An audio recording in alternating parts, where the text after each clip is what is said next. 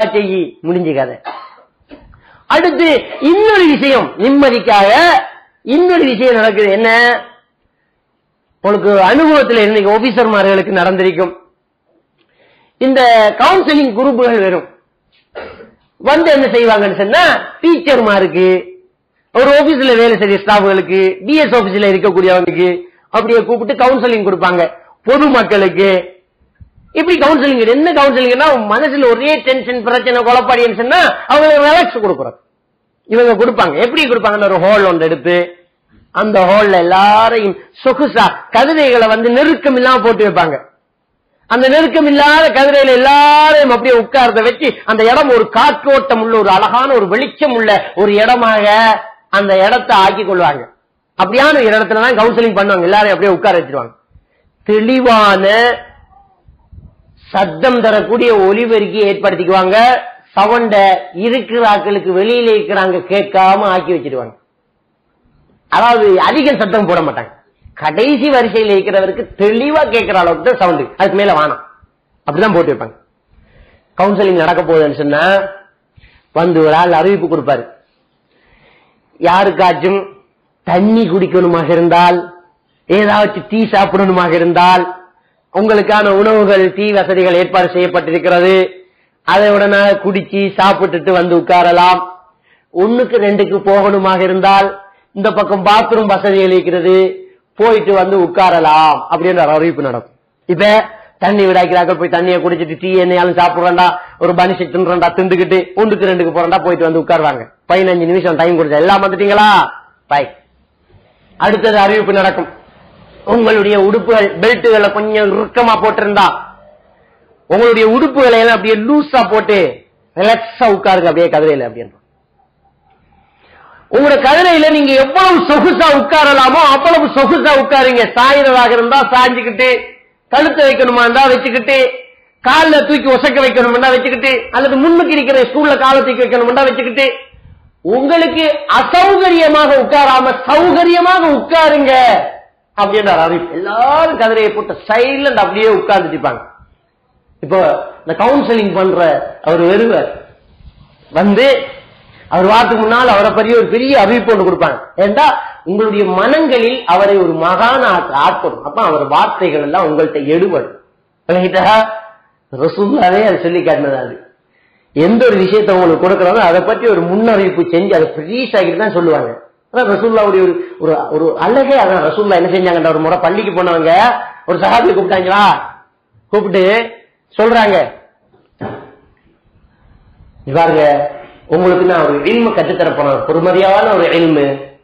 நான் இந்த பள்ளியை விட்டு வெளியில போறதுக்கு முன்னால உங்களுக்கு சொல்லி தந்துருவோம், மறந்தா ஞாபகப்படுத்தி வாங்கி எடுத்துருங்கன்னு சொல்லி உட்கார வச்சுட்டு ரசூலுல்லாஹ் சஹாபாக்களோட பேசிட்டு மறந்த வாக்குல போறாங்க. அந்த சஹாபி பின்னால போய் யார சொல்லா ஒரு அறிவு சொல்லித்தார நீங்களே அப்படின்னு ரசூலுல்லாஹ் சொன்னாங்க. அதுவா சூரத்துல் ஃபாத்திஹா இருக்குதே, அதான் உம்முல் கிதாப், வேதத்தின் தாய் என்றாங்க. இது அப்பவே சொல்லிருக்கணும். சஹாபாயை கூப்பிட்டு இந்த சூரத்துல் ஃபாத்திஹா வேதத்தின் தாய், போய் உட்காரன அதான் நான் அப்படின்னு ஒரு தேவையை, ஆசையை உண்டாக்கி ஒரு பெரிய ஒரு அறிவு உனக்கு தரப்போறேன், போல மறந்தா கூட வாங்கி எடுத்துட்டு அப்படியே அந்த ஆசையை உண்டாக்கி துடிக்க வச்சுட்டு அப்படியே உட்கார வச்சுட்டு சூரத்துல் ஃபாத்திஹா வேதத்தின் தாய் அப்படின்னு அவ்வளவு பொறுமதியா அப்படின்னு போய் உட்கார்ந்துருவார். அப்ப மனசுல ஒரு தேவையை உண்டாக்கி ரசூலுல்லாஹ் கேட்டாங்க ஹஜ்ஜத்துல் இதாவுல வச்சு, ஐய வளர்த்திக்குமாவா இந்த ஊர் என்ன ஊர் அப்படின்னு கேட்டாங்க. சஹாபாக்கள் அறிவிக்கிறாங்க, ஹதீஸ்ல வருது, ஊருக்கு பேரை மாத்திட்டாங்களோ, ஊருக்கு பேரை மாத்திட்டாங்களோ. சஹாபாக்களும் அமைதியா இருக்கிறாங்க. நம்ம மதீனா இல்லையா? மதீனா யார சொல்லா? ஐய ஷஹரிக்குமாவா எந்த மாசத்துல இருக்கிறீங்க? மாசம் தானே, பேரை மாத்தி போட்டாங்களோ அப்படியே ஹஜ்ஜில பேரை மாத்திட்டாங்களோ நாங்க யோசிச்சோம்னு சொல்றாங்க. ரசூலுல்லாஹ் சொல்றாங்க, அலைஹில் ஹஜ்ஜா, ஹஜ் மாசம் இல்லையா? ஆமா யா ரசூலுல்லாஹ். இப்படி அதை கேட்டு ஒரு தாவத்தை உண்டாயிட்டு சொல்றாங்க, இந்த ஊரை போன்று, இந்த மாசத்தை போன்று, இந்த தினத்தை போன்று உங்களுடைய மானங்கள் மதிப்புக்குரியது அப்படிங்கிறாங்க. அவர் பொறுமதியை உண்டாக்கிட்டு சொல்லணும். இப்ப இந்த கவுன்சிலிங் பண்றவங்க, கவுன்சிலிங் பண்ற ஒரு வாரத்துக்கு முன்னால ஒரு அறிவிப்பு. இவர் யாரு தெரியுமா? அமெரிக்காவில் வந்து ஒரு 3 வருஷம் படிச்சுட்டு டிப்ளமா கோர்ஸ் முடிச்சுட்டு வந்திருக்கிறார். டிப்ளமா பெரிய ஆளாதிக்கணும் அப்படின்னு. இவர் தெரியுமா, இவர் இந்தியா, இவர் எத்தனையோ இப்படியான கவுன்சிலிங் செய்திருக்கிறார், பல மனநோயாளிகளை குணப்படுத்தியிருக்கிறார். இவர் இங்கு வர்றது நமக்கு முன்னால் இவருடைய ஒரு தரிசனம் கிடைத்தது, நமக்கு கடவுள் செய்த ஒரு பெரிய புண்ணியம் அப்படின்ற ஒரு ஆசையை உண்டாயிட்டு அவரை கூப்பிட்டான். ஒன்றும் இல்லை, நம்மளை போல ஒரு வாழ் அது அப்படியே கூப்பிட்டு எடுத்தாச்சு. இப்ப இவர் என்ன செய்வார் தெரியுமா, எல்லாரும் நான் பேசுறது தெளிவா கேளுங்கன்னு சும்மா சொல்லுவேன். என்னமோ நடக்க போகுது போல அப்படியே கண்ணை பொத்திட்டு மெது எல்லாரும் இருப்பாங்க. கவுன்சிலிங் தான் என்ன சொல்ல தெரியுமா, நீங்க ஒரு அழகான பூந்தோட்டத்தில் இருக்கிறீங்க, ஒரு அமைதியான இடத்துல இருக்கிறீங்க, உங்களை சுற்றி அழகான பூக்கள், அதனுடைய வாசங்கள், ஒரு ரிலாக்ஸ், அமைதி, நிம்மதியான ஒரு நிலை. நீங்க ஒரு நிம்மதியான ஒரு இடத்துல இருக்கிறீங்க, உங்களுக்கு விருப்பமான ஒரு இடத்துல இருக்கிறீங்கன்னு சொல்லி நம்முடைய கற்பனையில நாம விரும்பக்கூடிய ஒரு சூழலை உருவாக்கிட்டு நமக்கு ஒரு ரிலாக்ஸ் தருவான். என்ன ரிலாக்ஸ் தருவான், உங்களுக்கு உங்களுடைய அன்றாட வாழ்க்கை வேலைகளை எல்லாம் திறனாக செய்யறதுக்கு உங்களால நிச்சயமா முடியும், உங்களுக்கு அந்த ஆற்றல் இருக்கு. இதுதான் கவுன்சிலிங். எடுத்தா ரிலாக்ஸா ஹைஃபை, இதுதான் கவுன்சிலிங். இஸ்லாம் என்ன சொல்ல தெரியுமா, தொழுகை 5 நேரம் நாங்க தொழணும், 5 நேரம் தொழணும். ரசூலுல்லாஹ் என்ன தெரியுமா, 1க்கு 2க்கு அடக்கிட்டு தொழுகைக்கு வராதே, தொழுகை இல்லைன்னா. இது என்ன செய்யலாம் தெரியுமா, 1க்கு 2க்கு போனா போயிட்டு வா. அவ்வளவுதான். ரசூலுல்லாஹ் என்ன செஞ்சாங்க தெரியுமா, இதா குத்திமல் அஷாவ் பபுதஹு கபுல அன் துஸல்லினா, சாப்பாடு தயாரா இருந்தா சாப்பிட்டு போட்டு வா, அதுல என்ன போட வந்து நிக்காதேன்றாங்க. இவன் என்ன தெரியுமா, டீ குடிக்கிறதா குடிச்சிட்டு வாங்க. அவ்வளவுதான். ரசூலுல்லாஹ் சொன்னாங்க இறுக்கமான உடைகளை தடை செஞ்சாங்க. இவன் என்ன இடுப்பெல்லாம் லூசா போட்டுடுங்க எல்லாம் செஞ்சுட்டு ஒரு காற்றோட்டமான ஒரு இடத்துல வந்துட்டா இஸ்லாம் உணவு செஞ்சு வந்துட்டா ரிலாக்ஸன் இல்லை. உணவு செய்யறது இருக்குது. எப்பவாவது நீங்க வேலை செஞ்சு வேறுத்து குளிக்க வேண்டும் என்ற ஒரு நிலை இருக்கிற போது உணவு செய்யுங்கள், அந்த நிலை தானாக போயிடும். குளிக்கணும் அப்படிங்கிற ஒரு கட்டாயம் பாரு நேரத்துல உணவு செஞ்சுட்டு போய் உட்காருங்க, குளிக்க மாதிரியே இருக்கும். அந்த அளவுக்கு ஒரு முக்கியமான இடங்கள் தான் உணவு செய்யற நேரத்துல நாங்க கழுவக்கூடிய ஒரு இடம். உணவு செய்து நாங்க 1க்கு 2க்கு அடக்காம, நுணுக்கமான உடுப்பு போடாம, சாப்பாட்டை வச்சுக்கிட்டு அவசரமா வந்து தொழுகையில நிக்காம, தொழுகையில நாங்க நிம்மதியா நிக்கிறோம், சப்புல நிக்கிறோம், ஒரு இடத்தை முன்னோக்கிறோம், அல்லாஹு அக்பர் என்று நாங்கள் அல்லாஹு பெரியவன் என்று தக்பீரை கட்டி ஒரு இடத்தை நோக்கி ஒரே வார்த்தைகளை உச்சரிக்கிறோம், அல்லது இமாம் வரக்கூடிய அந்த வார்த்தைகளை நாங்கள் செவிமடுத்துக்கிட்டு இருக்கிறோம். இப்ப என்ன ரிலாக்ஸ், என்ன மைண்ட் ரிலாக்ஸ் ஏற்படுதோ அதை விட பாதிக்கு பாதிதான் இந்த இவங்க கொடுக்கக்கூடிய இந்த கவுன்சிலிங்ல ஏற்படுதுங்கிறதுல சந்தேகமே கிடையாது. ஆனா நாங்க 5 நேரம் நம்ம இந்த ரிலாக்ஸ், மைண்ட் ரிலாக்ஸ பெற்றுக்கிட்டு இருக்கிறோம்.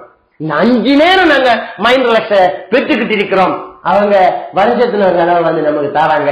இஸ்லாம் அவ்வளவுக்கு உன்னதமானது. அது மட்டும் இல்ல, நம்பர் கவுண்ட் பண்றது ஒரு முறை. கவுன்சிலிங் பண்றவங்கள்ட்ட நம்பர் கொடுத்து மனசை கவர்ந்து ரிலாக்ஸ் கொடுக்கிறது. அதாவது வேலை பழுவு உள்ளங்க வேலைக்காரர்களுக்கு செய்யக்கூடிய ஒரு கவுன்சிலிங். பகலைக்கெல்லாம் உழைப்பு செஞ்சு மேல் வருத்தம் ரொம்ப கஷ்டமா இருக்கிறவங்களுக்கு ஒரு கவுன்சிலிங் பண்ணுவாங்க. உடம்புல இந்த வருத்தம் எல்லாம் எங்கிட்டு போனே தெரியாது. அது எப்படி, இதே மாதிரி உடுத்து, இதே மாதிரி துண்டு, இதே மாதிரி ஒரு இடத்துல அப்படியே உட்கார வச்சுட்டு அவங்கள அதே மாதிரி ஒரு பேக்ரவுண்ட் உருவாக்கிட்டு பேசுவாங்க. என்ன பேசுவாங்க தெரியுமா, இப்ப நான் சொல்லுவேன்னா 1ல இருந்து ஒரு 25 வரைக்கும் நான் நம்பர் சொல்ல போறேன்.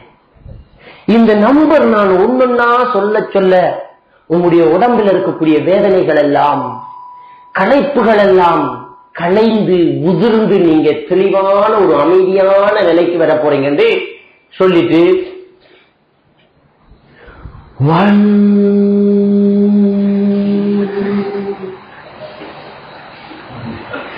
2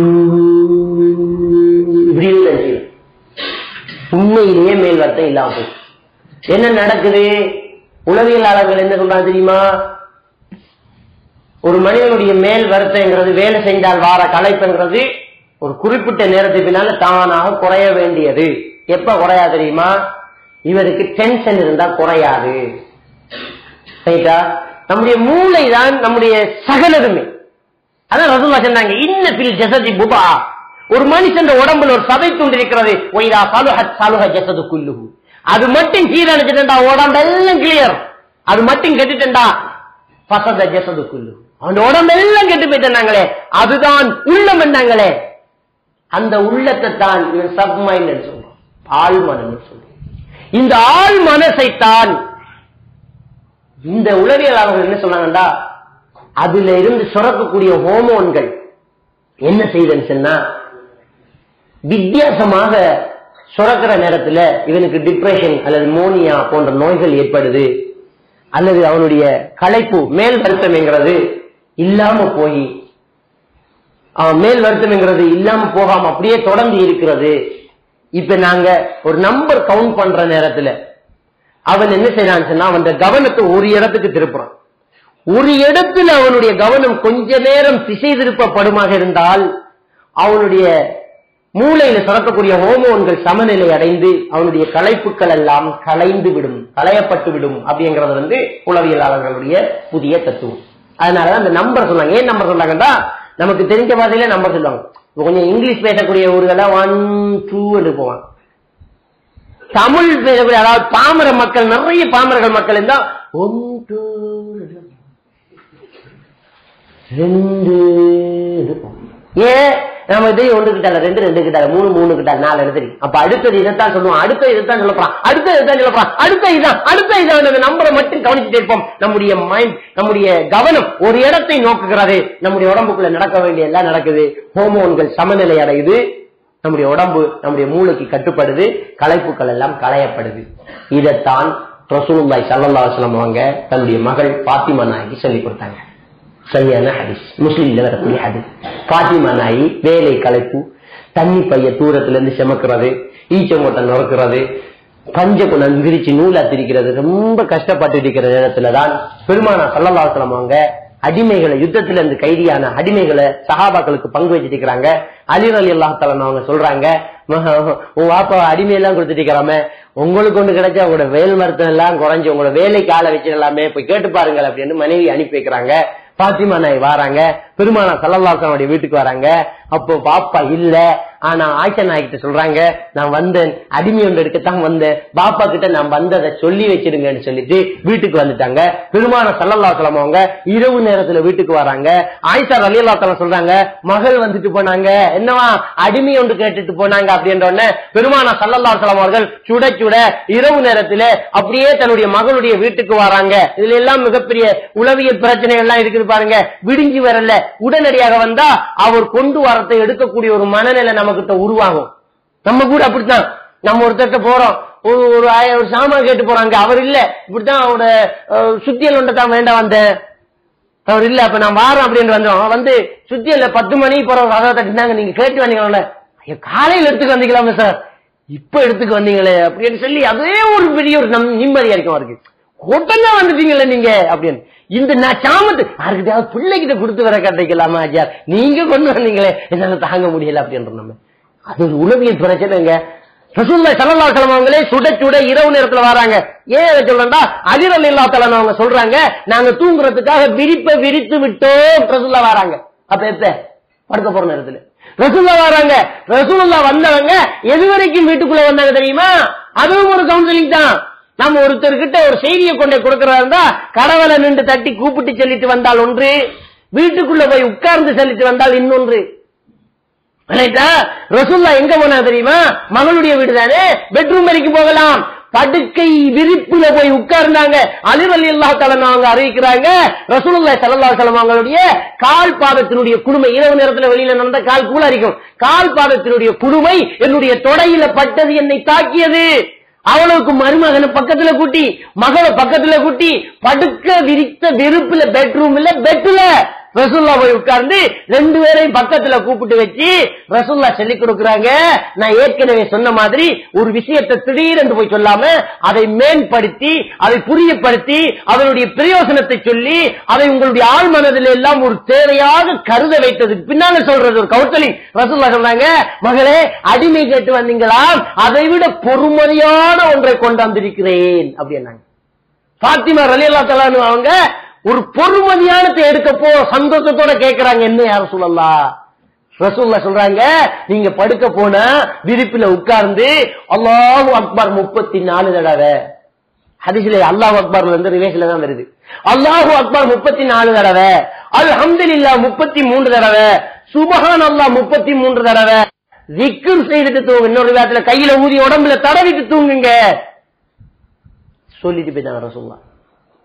பாத்திமா நாயகி என்ன சொல்றாங்க, நான் அந்த திக்ரை செய்து விட்டு தூங்குவேன், காலையில் என்னுடைய மேல எந்த வருத்தமும் இருக்காதுங்கிறாங்க. இதே பிரச்சனை நம் பண்ணி ரசூலுல்லாஹ் சொன்னாங்க, மறுமையிலும் நன்மை உண்டு, இம்மையிலும் நன்மை உண்டு. ஏன் ஒரு நம்பர் சொல்லணும்?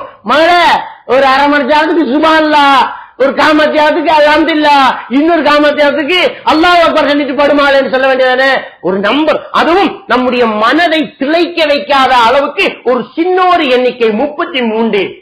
உடனடியாக மனது சளைத்து விடாத அளவுக்கு சின்ன எண்ணிக்கையும் கிடையாது. 5 இல்ல, 4 இல்ல, 100 இல்ல, ஒரு 33. இந்த நம்பர் கவுண்ட் பண்ணி நீங்க சொல்லுங்க இருக்கிற சுப்ஹானல்லாஹ். நமக்கு இப்ப 1ல போகுது சுப்ஹானல்லாஹ், சுப்ஹானல்லாஹ் 5ல நிக்க நம்ம சுப்ஹானல்லாஹ். நம்முடைய கவனம் ஒரே இடத்துல இருக்க போகுது. மறுமையிலும் நம்பிக்கை, இம்மையிலும் நம்முடைய உலகியாளர் சொல்ற மாதிரி அங்க பார்த்தா இந்த நம்பரை சொல்லி திக்ர் செய்யற நேரத்துல நம்முடைய மைண்ட் ரிலாக்ஸ் ஏற்படுது. அங்க சுரக்கிற ஹோமோன் சமநிலை அடைது, மேல் வருத்தம் இல்லாம போகுது பெய்த்து என்று பாத்திமா நாய் அறிவிக்கிறாங்க. இவன் இப்ப கண்டுபிடிக்கிறான். பாத்திமா நாய் அப்ப சொல்லிட்டாங்க என்னுடைய மேல் வருத்தம் இல்லாம பெய்த்து அப்படிங்கிறாங்க. இது ஒரு மிகப்பெரிய ஒரு நிம்மதிக்கு திக்ர். அலா பி திக்ரில்லாஹி தத்மைனுல் குலூப். அல்லாஹ் ஒரே வார்த்தையில சொல்லிட்டான், அல்லாஹ்வை திக்ர் செய்வதில் உள்ளத்துக்கு நிம்மதி இல்லையா அப்படின்னு சமூகத்தை பார்த்து அல்லாஹ் கேட்கிறான். உள்ளத்துக்கு நிம்மதி திக்ர்ல இருக்குது, நம்ம நிலைச்சா இருக்கிறதுல இருக்குது, நம்முடைய தன்னம்பிக்கையை வளர்க்கறதுல இருக்குது, மறுமை நம்பிக்கையை கொண்டு வரதுல இருக்குது, நம் மறுமையில நமக்கு கிடைக்குமே அப்படிங்கிறதுல இருக்குது. அப்படிங்கறத நாங்க இதுல இருந்து காணக்கூடியதா இருக்குது. அன்புக்குரிய இஸ்லாமியர்களே, இதை நாங்க தெளிவா புரிஞ்சிடணும். இதே இருக்கிற தஸ்பமணி வச்சு செஞ்ச மாட்டா கிடைக்காது. ஏண்டா நாங்க நம்பர் கவுண்ட் பண்ண மாட்டோம். சுப்ஹானல்லாஹ் சுப்ஹானல்லாஹ்னு போவோம், பெரிய மணி வேற கூட அல்ஹம்துலில்லாஹ் அல்ஹம்துலில்லாஹ், மறுவா பெரிய மணி வேற கூட அல்லாஹ் அக்பர் நடக்காது. அதனாலதான் என்னவோ சஹாபாக்களோ ரசூலுல்லாஹி ஸல்லல்லாஹு அலைஹி வஸல்லம் அவர்களோ கற்களை வைத்து திக்ர் செய்வதை அப்போது தடுத்து விட்டார்கள். அப்துல்லாஹ் இப்னு மஸ்ஊத் ரலியல்லாஹு தஆலா அவர்கள் பள்ளிவாசலுக்குள்ள வராங்க, கற்களை குமிச்சு வச்சுக்கிட்டு அதை எடுத்து வெளியில 100 கல்ல குமிச்சு வைக்கிறது. அதுல இருந்து ஒன்னதுக்கு இஞ்ச வச்சு சுப்ஹானல்லாஹ் சுப்ஹானல்லாஹ் சுப்ஹானல்லாஹ் கல்லு முடிஞ்சா 100 முடிஞ்சு விரட்டி அடிச்சாங்க. என்ன சொன்னா தெரியுமா? ரசூலுல்லாஹ் பாவித்த பாத்திரங்கள் உடைந்து போகவில்லை, உடுத்த உடுப்புகள் இட்டு போகவில்லை. அதாவது இன்னும் அண்மையில தான் ரசூலுல்லாஹ் மௌத்தானாங்க. இதுக்கு இடையில வழிகேட்டோட வந்துட்டீங்களா, ஓடுகளா பள்ளியை விட்டு வெளியில அப்படின்னு விரட்டினாங்க. இந்த கல்லு வச்சு திக்கிறது, மணியை உருட்டி திக்கிறது இஸ்லாத்துல இல்ல. நீ நம்புற நினைச்சு செய், உண்ட விரலால செய்ய திக்கிற அப்படிங்கிறது இஸ்லாம். அதுல 2 விதமான நன்மை இருக்கிறத நாங்க பார்க்கிறோம். பெருமானா ஸல்லல்லாஹு அலைஹி வஸல்லம் அவர்கள் இப்படி நம்முடைய நிம்மதியை தருவதற்கான பல வழிமுறைகளை தந்திருக்கின்றார்கள். அதுல இன்னொரு விடயம் தான் வந்து என்ன செய்யறதுன்னு சொன்னா, மன்னிக்க சொல்லுது இஸ்லாம். அல்லாஹ் சுப்ஹானஹு வ தஆலாவும் அல் குர்ஆன்ல என்ன சொல்றான்னு சொன்னா, ஹுதில் அஃவ வஅமுர் பில் உர்ஃப், மன்னிப்பை எடுத்துக்கொள், நன்மை ஏவு அப்படிங்கறத வந்து அல்லாஹ் சுப்ஹானஹு வ தஆலா சொல்லி காட்டுறத நான் பார்க்கிறோம். அப்ப நன்மை ஏவுறதும் மன்னித்து விடுறதையும் அல்லாஹ் இங்க சேர்த்து சொல்றோம். இந்த மன்னித்து விடுறதுங்கிறது உண்மையிலேயே மனசுக்கு ஒரு நிம்மதியை தரும். என்ன, ஒருத்தர் நமக்கு துரோகம் செய்துட்டார், ஒருத்தர் விஷயத்துல நாங்க ஆத்திரம் அடைஞ்சிட்டிருக்கிறோம், அவரை பழி வாங்காட்டி நமக்கு நிம்மதி இருக்காது. அவரை பழி வாங்கினாத்தான் நமக்கு அது வரைக்கும் நிம்மதி இருக்காது. எவ்வளவு காலம் போனாலும் சரி, அடிக்கடி அந்த விஷயம் நமக்குள்ள குரோஸ் ஆயிட்டு இருக்கு. அடிச்சுட்டு போயிட்டான், வேதனையும் நின்றுட்டு, சும்மா வேதனை அடிச்சுட்டாங்களா அவனு, சும்மா அடிச்சவனு, நிம்மதி இல்லாம போயிட்டு அவனை பாக்குற நேரம் இல்ல, அடிச்சு போட்டாங்களா இவனு அப்படின்னு தெரியுமா இல்லையா? ஒரு சின்ன குழந்தை எடுங்களேன், சின்ன பிள்ளை ஓடி போய் செவரில் முட்டு பட்டு கப்பன்னு விழுந்து அழு. இந்த உமா என்ன செய்வா, நெத்திய தடவா, முத்தம் கொடுப்பா, பேசாம தெரியாம பட்டிருக்க அப்படியம்பா. இந்த பிள்ளை அழுக விடாதே, என்ன செய்வா தெரியுமா? சுவருக்கு போட்டு அடி விடும். பிள்ளைக்கு முன்னால சுவருக்கு 2 அடி அடிச்சு, பிள்ளைக்கு அடிப்பியா அப்படின்னு 2 அடி அடிச்சாதான் இந்த புள்ள அழுக விடும். ஏன் இந்த புள்ள நினைக்குது, இன்னைக்கு அடிச்சாரு உண்மை நல்லா வாங்கிருக்கா. சின்ன குழந்தைகிட்ட இந்த உளவியல் பிரச்சனை இருக்குது. பெரியவர்களுக்கு தான். பெரியவங்க என்ன செய்வாங்க, தனக்கு ஒரு தனியாக மாறி கொடுக்கும் வரைக்கும் அவனுக்கு நிம்மதி கிடையாது. மாறி கொடுக்கணும், அதை இஸ்லாம் அனுமதிக்குது. இஸ்லாத்துல குற்றவியல் தண்டனை எப்படி, பல்லுக்கு பல்லு, பல்லோட கழிவா கிட்ட போனா அவரை பல்லு அதே பல்லு போட்டு வர போட்ட, கைக்கு கை, கண்ணுக்கு கண்ணு, மூக்குக்கு மூக்கு அடிச்சு விட்டா தான். இப்ப பாப்பாட கையை வெட்டிட்டான் ஒருத்தன், நம்ம பாப்பா பாக்குற நேரம் எல்லாம் சும்மா கீழே விழுந்து இல்லாட்டி ஒரு வருத்தம் ஒரு சீனி வருத்தம் கையை கலட்டினா அது வேற விஷயம். அப்புறம் ரிலாக்ஸ் சந்தோஷம், கையை வெட்டினா சந்தோஷம் நமக்கு, கையோட போச்சு. நல்ல காலம் இன்னும் லேட் ஆகி போயிருந்தா சந்தோட போயிருக்கும், நம் நிம்மதி அடைவோம் நம்ம. இதே இன்னொருத்தன் கையை வெட்டிருந்தா, பாவி கையை வெட்டா பாப்பாக்கு, அவனை பாக்குறது போறான்டா, சட்டத்தால ஒண்ணும் செய்ய முடியாம போச்சு, அவனை பார்த்தாலே ரத்தம் கொதிக்கிறோம் நம்ம. ஏன் அதான் பழிவாங்க இல்லையே. அதே நேரத்தில் அவன் கைய வெட்டி இருந்தா வெட்டுக்கு வெட்டி போகலையே சிரிப்பு நம்ம போறாரு எப்படி ஒத்த கையோட சும்மாவா போறா, எங்க பாப்பட கையை வெட்டினா நாங்க விட்டுருவோமா, சிரிப்பாங்க. உலகிட்டா அப்ப நிம்மதிங்கிறது பழி வாங்கினால் அல்லது மன்னித்தால் கிடைக்கும். ரெண்டு நடக்காட்டி கிடைக்காது. இப்ப நமக்கு பழி வாங்க முடியுமா, பழி வாங்கிடலாமா, முடியாது. இஸ்லாமிய ஆட்சி கிடையாது. இந்த சட்டத்துக்குள்ள ரொம்ப ஓட்ட உடச்சல் எல்லாம் இருக்குது. அதனால ஒன்றும் செய்ய முடியாது. அதனால பாரத்தை தூக்கி மறுமையில வச்சுட்டு மன்னிக்க வேண்டியது. மன்னிச்சிட்டோம்னு சொன்னா ஒரு நிம்மதி. 90ஆம் ஆண்டு கிட்டத்தட்ட 1 லட்சம் பேர் விரட்டி அடிக்கப்படுறாங்க. ஜப்னாவில இருந்து உடுத்த உடுப்போட வராங்க. 1000 பேருக்கு சாப்பாடு கொடுத்த வசதிக்காரனும் 1000 திண்ணையில உட்கார்ந்து பிச்சை எடுத்தவனும் ஒரே லைன்ல நின்று பேப்பரை விரிக்காங்க சோத்துக்கு. இந்த நிலை ஏற்பட்டுச்சு. யாருக்கும் பைத்தியம் பிடிக்கல. ஏன், அல்லாஹ் அக்பர், அல்லாஹ்வுடைய ஏற்பாடு என்று நினைச்சாங்க, மன்னிச்சாங்க, பாரத்தை தூக்கி மறுமையில வச்சாங்க, நிம்மதி கிடைச்சது. அப்ப மன்னிக்கிறதுங்கிறது ஒரு மிகப்பெரிய ஒரு நிம்மதியை கொண்டு போய், மன்னிக்க இல்லாட்டி நிம்மதி இருக்காது. அப்ப நாங்க என்ன செய்யணும்னு சொன்னா, மன்னிக்கும் மனப்பான்மையை நம்ம கிட்ட வளர்த்துறோம். அதுதான் ஒரு பெரிய ஒரு நிம்மதியை நமக்கு தரக்கூடியது. எந்த அளவுக்கு தெரியுமா, உஹது யுத்தம் உங்களுக்கு எல்லாம் நல்லா தெரியும். என்றால் நாயகம் பெருமானா ஸல்லல்லாஹு அலைஹி வஸல்லம் அவர்கள் ரொம்ப வேதனைப்பட்டு கவி கலங்கிய ஒரு யுத்தம் உஹது யுத்தம். அவருடைய கவசம் கன்னத்தில் ஏறி ரத்தம் கொட்டி பல்லொண்டு ஷஹீதாகுது. சஹாபாக்கள் நிறைய பேர் குத்துயிராக கிடக்குறாங்க, மரணிக்கிறாங்க. தனக்கு அபூஜஹில் அடித்த ஆத்திரத்துக்காகவே பழிவாங்கும் உணர்ச்சியோடு இஸ்லாத்துக்குள் இணைந்த ஹம்ஸா ரலியல்லாஹு தஆலா அவர்கள், ரசூலுல்லாஹ்வுடைய தகப்பனாருடைய சகோதரர், அந்த யுத்தத்திலே கொல்லப்படுறார். எந்த அளவுக்கு கொல்லப்படுறார் என்று சொன்னால், அவருடைய மேனிகள் சல்லாடையாக்கப்பட்டு குலை கடுமையாக நடந்து கிடக்குது. அவருடைய சகோதரி சஃபியா ரலியல்லாஹு தஆலா வந்துகிட்டு இருக்கிறாங்க.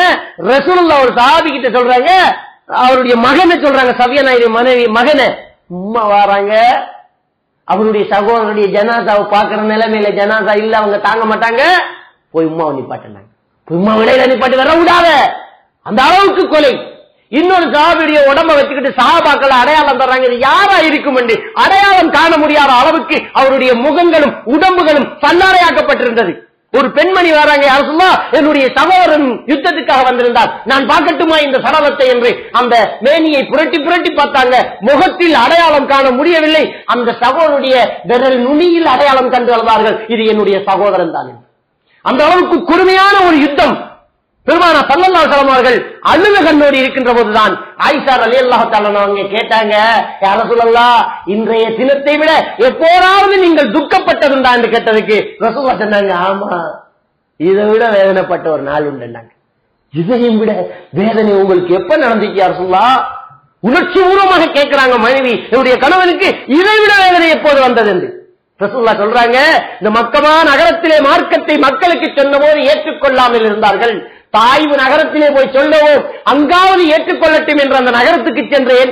அந்த மக்கள் எல்லாம் என்னை ஓட ஓட விரட்டினார்கள். சிறிய குழந்தைகளிடம் கற்களை கொடுத்து என்னை விரட்டி விரட்டி கல்லால் அடித்தார்கள். என் மேனியில் ரத்தம் சிந்த சிந்த நான் ஓடிக்கொண்டிருந்தேன். தாங்க முடியாமல் ஒரு இடத்திலே மயக்கம் போட்டு கீழே விழுந்து விட்டேன். ஆயிஷா, எழுந்தி பார்க்கிறேன், ஜிப்ரீல் அலைஹிஸ்ஸலாத்து வஸ்ஸலாம் அவர்கள் பக்கத்திலே, முகமது, இதோ மனைகளுக்கு பொறுப்பான மனக்கோடு வந்திருக்கிறேன், நீங்கள் மட்டும் ஆம் என்று ஒரு வார்த்தை சொல்லுங்கள், இந்த மக்களை இந்த 2 மனைகளாலும் நெருக்கி கொன்றுவிட அவர் தயார் என்ற போது பெருமானா ஸல்லல்லாஹு அலைஹி வஸல்லம் அவர்கள் சுட சுட மன்னித்தார்கள். சுட சுட மன்னித்தார்கள். நம்ம யாரும் சுட சுட மன்னிக்க மாட்டோம். அவஞ்சி போட்டு அப்படியே நிக்க கூட என்ன செய்வோம்டா, அடிப்பண்டா ஆம்பான். 2 நாளைக்கு பின்னால் சொன்னா 4 நாளையில மன்னிக்கிற மனம் எல்லாருக்கும் இருக்கும். உடனே எவனும் மன்னிக்க மாட்டான். ரசூலுல்லாஹ் உடனே மன்னி ரத்தம் ஓடிட்டு மன்னிச்சாங்க. என்ன தெரியுமா, விடுங்க இவங்க போட்டும் பிள்ளைகளாவது இஸ்லாத்துக்கு வருமே, பிள்ளைதான் எரிஞ்சுது, பிள்ளைகிட்டதான் கல்ல கொடுத்து விட்டான். ரசூலுல்லாஹ் மன்னிச்சாங்க. மன்னிச்சத்தான் இங்க நிம்மதி இருக்கு, மன்னிச்சாத்தான் இங்க நிம்மதி இருக்கும். பழி வாங்கினாலும் மன்னிக்காவிட்டாலும் நிம்மதி வருமா? அடிச்சு போட்டாங்களே அல்லாஹ்வுக்காக அல்ஹம்துலில்லாஹ். இந்த வேதனை அல்லாஹ்வுக்காக. இருக்கிற துக்கத்தை சந்தோஷமா மாற்றினா நிம்மதி கிடைக்கும். இது இஸ்லாம் நமக்கு சொல்லித் தருது. உனக்கு என்ன துக்கம் நடந்தாலும் அதை அப்படியே புரட்டி சந்தோஷமாக்கு. உனக்கு நோஸ்டா, உனக்கு அடி விழுந்துட்டா நன்மை கிடைக்கும். ரசூலுல்லாஹ் போறாங்க, ஒரு மரத்தை பிடிச்சி ஆட்டுறாங்க, கூட ஒரு சஹாபி பக்கத்துல நிக்கிறாங்க. இதை டீச்சர்மாருக்கு கவுன்சிலிங் சொல்லி கொடுப்பாங்க, கற்பிக்கும் முறை அப்படின்றத சொல்லி கொடுப்பாங்க. குழந்தைகளுக்கு நேரடியா சும்மா 4 3 7 அப்படி சொன்னால் ஏறத்தை விட 4 மரக்கட்டையை தூக்கி வச்சு, இங்கால 3 மரக்கட்டையை தூக்கி வச்சு இதையும் கூட்டினால் 7. இங்க பாருங்க 1 2 3 4 5 6 7. பத்தேலா இப்படி விளங்கப்படுத்துறது அன்றைக்கு ஆசிரியர் கொடுக்கக்கூடிய ஒரு கவுன்சிலிங். ரசூலுல்லாஹ் ஒரு சஹாபிக்கு விளக்கத்தை புரியப்படுத்துறாங்க. மறக்காம இருக்கணும்னு சொன்னால் அதை மறக்க முடியாத ஒரு காட்சியோடு செல்ல வேண்டும். ரசூலுல்லாஹ் போறாங்க, ஒரு மரத்தை பிடிச்சி ஆட்டுறாங்க, இலை கொட்டுது. இந்த சஹாபி பார்த்துட்டு நிற்கிறாரு, திரும்ப பிடிச்சி ஆட்டுறாங்க, இலை கொட்டுது. இவர் சும்மா தான் நிற்கிறாரு. ரசூலுல்லாஹ் கேட்கிறாரு, என்ன பண்ண மரத்தை பிடிச்சி ஆட்டுறேன், இலை கொட்டுது, ஏன் எதுக்கு கேட்க மாட்டீங்களா, எதுக்கு யார சொல்லலாம் கேட்டாங்க. இப்ப சொன்னாங்க, ரசூலுல்லாஹ் ஒரு மனிதனுக்கு ஒரு மனதில் ஒரு வேதனை அவன் பொறுமையாக இருந்தான் என்று சொன்னால் இந்த மரத்தில் இருந்து இலை கொட்டுவதை போன்று அவனுடைய பாவங்கள் எல்லாம் உதிர்ந்து போகுதுன்றாங்க. மறப்பாரா அந்த சஹாபி? அந்த சஹாபி இந்த ஹதீஸ் எப்படி வருது தெரியுமா? ரசூலுல்லாஹ் சொன்னதா ஹதீஸ் வரல. இந்த சஹாபி இந்த சஹாபியோட போனாரு, அந்த மரத்தை கண்ணு இறங்கினாரு, அதை பிடிச்சி ஆட்டினாரு, கூட இருந்தாரு, பார்த்துட்டு இருந்தாரு. ஏன் இருக்குன்னு கேட்க மாட்டீங்களாரு. இவர் கேட்டாரு, அதுக்கு இவர் சொன்னாரு, நானும் இப்படித்தான் நபியோடு வந்தேன், நபி அவர்கள் இப்படித்தான் ஆட்டினாங்க, நீ இப்ப நின்ற மாதிரி தான் நானும் நின்றேன். ரசூலுல்லாஹ் இப்படி கேட்டாங்க, நீ கேட்ட மாதிரி தான் நானும் கேட்டேன். ரசூலுல்லாஹ் இப்படி சொன்னாங்க. நாங்க எவ்வளவு அந்த செய்தி மறக்காம இருக்குது பாருங்க. அப்படி ரசூலுல்லாஹ் சொல்லி சொல்றாங்க, நீ பொறுமையா இருந்தால் உன்னுடைய பாவங்கள் உதிரும் அப்படி என்ற ஒரு தன்னம்பிக்கை உண்டாக்குறாங்க. அப்ப நமக்கு என்ன ஒரு வேதனை வந்தாலும் பொறுமையோடு இருந்து பாவம் மன்னிக்கப்படுது என்று சந்தோஷப்படுறோம். துக்கம் வருது, சந்தோஷப்படுறோம். நிம்மதி போகுமா? துக்கம் வந்து சந்தோஷப்பட்டவனுக்கு நிம்மதி போகுமா? உண்மைக்குண்மையாக சந்தோஷப்படுறோம். உண்மைக்குண்மையாக காலை முள்ளு குத்திட்டு அப்படியே களத்தை எடுத்துட்டு இந்த ஒரு பாவம் மட்டும் அல்லாஹ் மன்னிச்சுட்டான் அல்ஹம்துலில்லாஹ், சிரிக்காத காலை முள்ளு குத்திரிக்க எடுத்து குச்சிட்டு விட்டு போறான். இதான் மூமின். மூமின் அப்படித்தான் செய்வான். அது அவனுக்கு சஞ்சலத்தை ஏற்படுத்தி நிம்மதியை கெடுக்காது.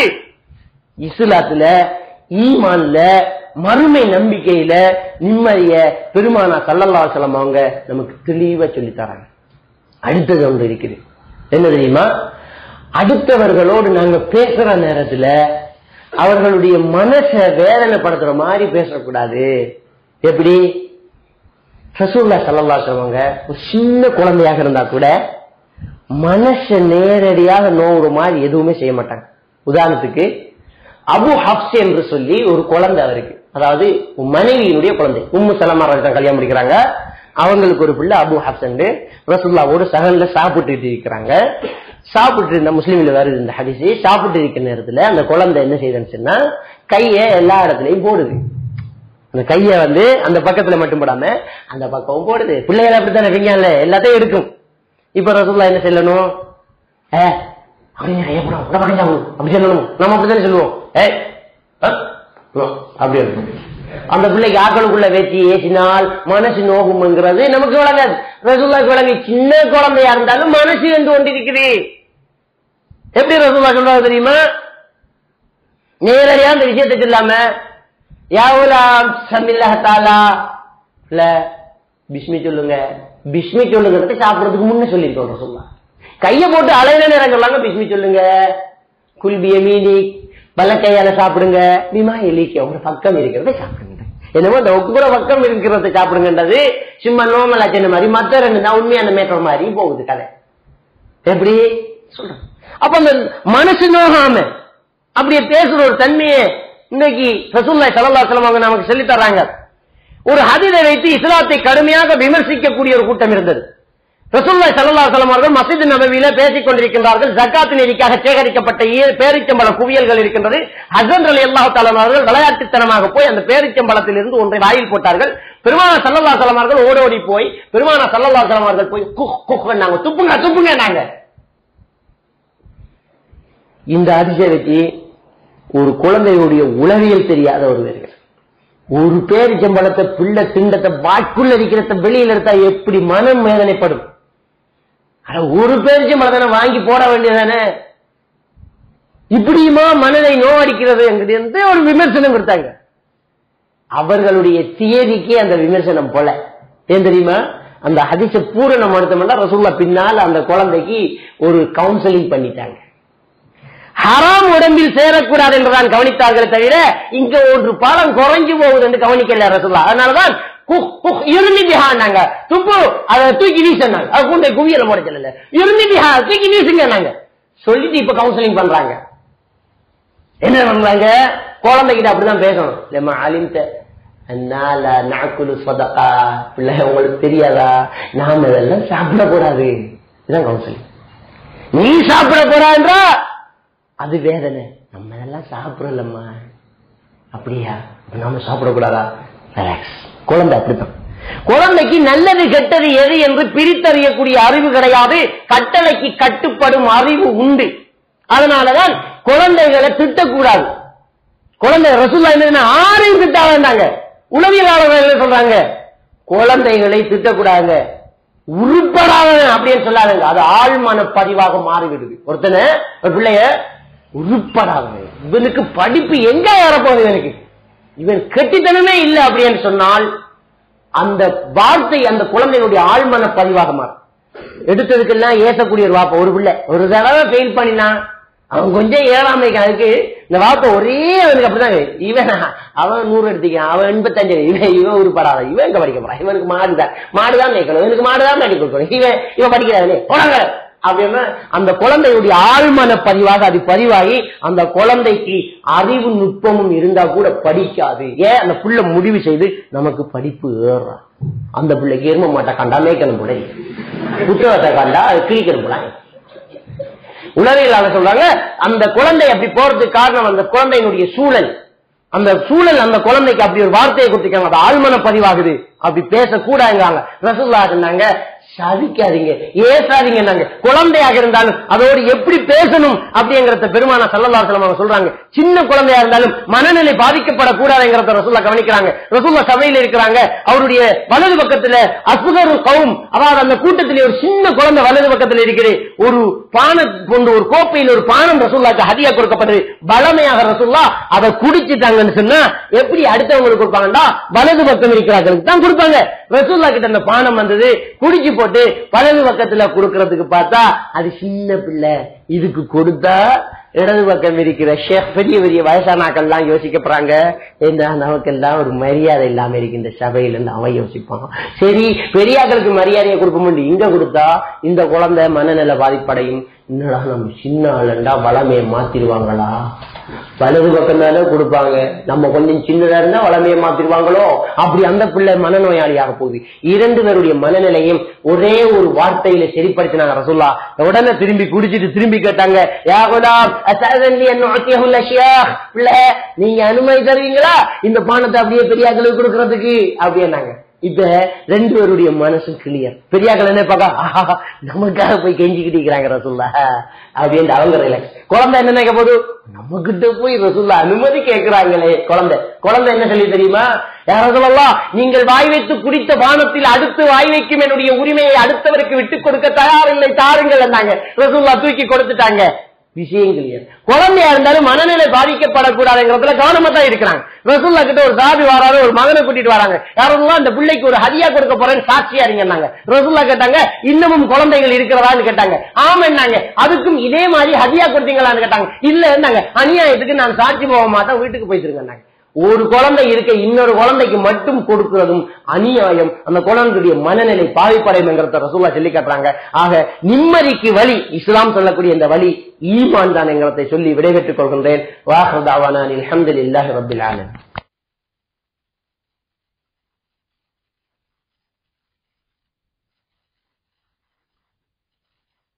وَلَقَدْ خَلَقْنَا